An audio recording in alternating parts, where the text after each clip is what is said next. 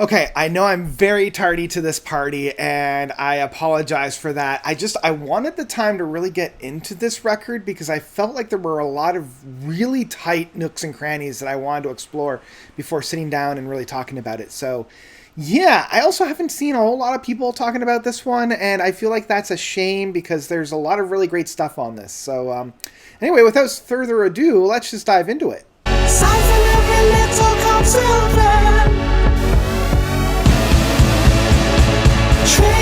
Lucro, sucio, ojos vacio, by the Mars Volta, and I really, really hope I got that one. My Spanish is even worse than my French. My French isn't very great. From what I see on Google Translate, it literally translates to dirty lacquer, the eyes of the void. So I'm just going to continue to call it Lucros. At least I can pronounce that. This album has a lot of kind of history towards it. The Mars Volta at this point really shouldn't need too much of an introduction, being the 1-2 hit of Omar Rodriguez Lopez as well as Cedric Blexer Vizela. Whenever I try to pronounce Cedric's full name, it's always hard. These 1-2 punch, got their start at the early 2000s, kind of coming out of the death that was at the drive-in. This very avant-garde, psychedelic, hardcore, prog, jazz, funk, fusion band. Like, man, Deloused, Francis the Mute, and Ambitexture. 3 banging albums that really nobody's really kind of come close to even emulating at this point. Taking so many different influences, so many different styles. The breakneck pace of these records and these sounds were just... It was mind-boggling, absolutely mind-boggling, the amount of talent that was needed for these boys. But unfortunately, I do feel as if the band did kind of collapse upon itself after the release of Nocturnicate back in 2012, and it was kind of on the heels of a couple of albums that I feel weren't quite up to snuff. Now, I still love Octahedron from 2009. It's maybe my second favorite record from the band, but the Bedlam and Goliath, both Nocturnicate, I always want to call it Nocturnicate, but it's always not Nocturnicate. It was fine. They were fine, but nothing really to write home about. So for 10 full years, these guys kind of called it quits. And they're like, look, we're kind of done here. We don't want to write that music anymore. We're just going to try to go and find ourselves. So 3 years ago, we get the self-titled Mars Volta album, and I almost wish they had created a full new band. Very similar to how At the Drive-In, was its own thing, and then the Mars Volta was its own thing. I feel like this is kind of that next step, and it should have been something else, but instead, it was a self-titled album, and it was really just Omar and Cedric. The two of them just themselves, and it was a much more poppy approach, a lot more subdued, a lot more vibes, and it was met with mixed response. I feel like, I don't think people really took to that one as much. I particularly enjoyed it. I thought I really loved it. It had just an overall vibe that I really appreciated with, and one that I could groove to. And that kind of essence is continued and carried onto, and almost I want to say perfected, on this record of Lucro. They did play this album in full at a local tour, just kind of out of nowhere, being like, hey, we wrote a whole album and we're going to play it for you. And man, nobody telling anybody about that. A couple things I want to talk about, kind of broad brush of this album before we dive deeper into it.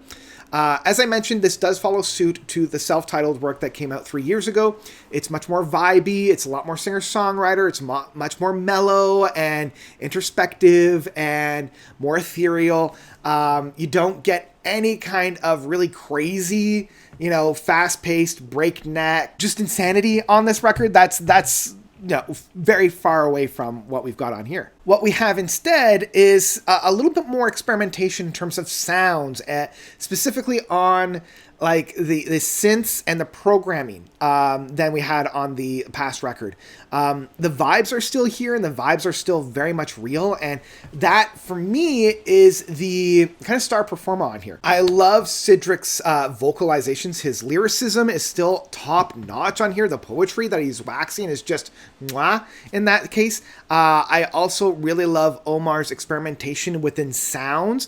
He's definitely taken a big step back from the big guitar works that he was doing before, and he's much more embraced more of a synthesized soundscape in that case. And I appreciate and I enjoy that aspect, but I can still see a lot of the original diehard Mars Volta fan base getting a little disappointed and a little frustrated with this direction. And that's part of the reason why I almost wish that this was a full new project rather than being called the Mars Volta, because it doesn't really feel like that Mars Volta that we had back in the early 2000s. Let's get into some of the specifics. Let's get into some of the specifics on this record. The one thing that I do really appreciate and I really love is the flow of this record. Man, this thing is butter smooth in terms of the flow between tracks and also within them.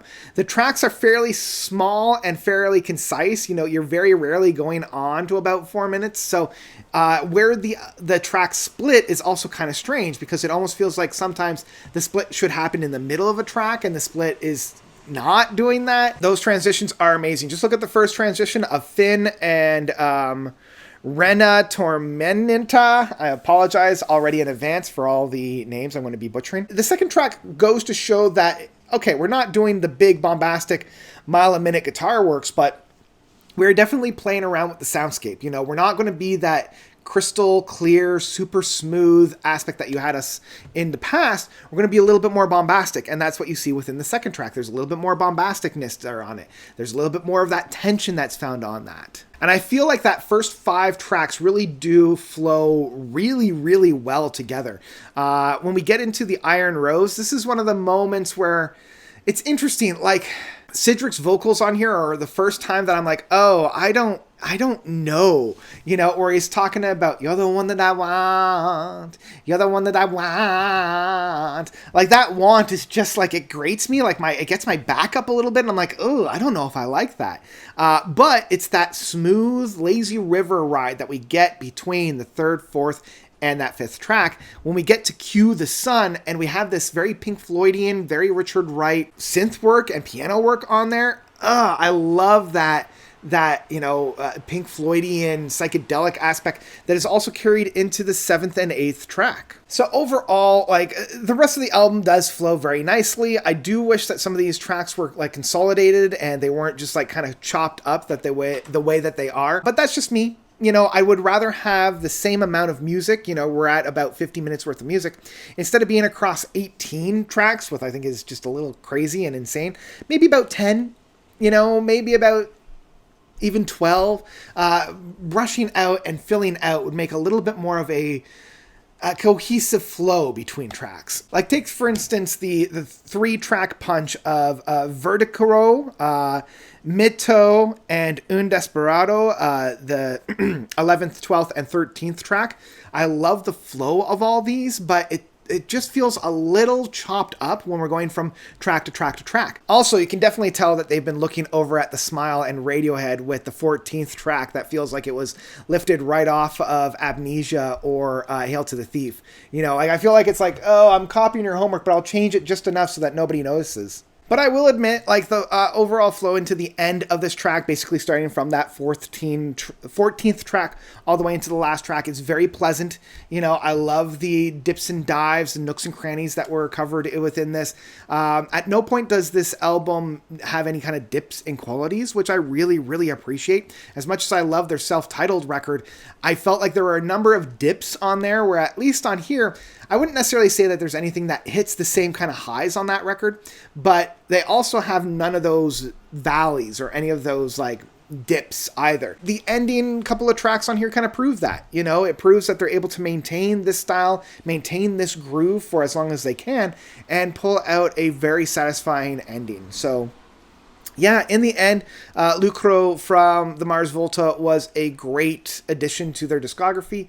I had a great time. I can see fans of the band once again being more frustrated with the band and wanting more of that insanity, more of that experimentation.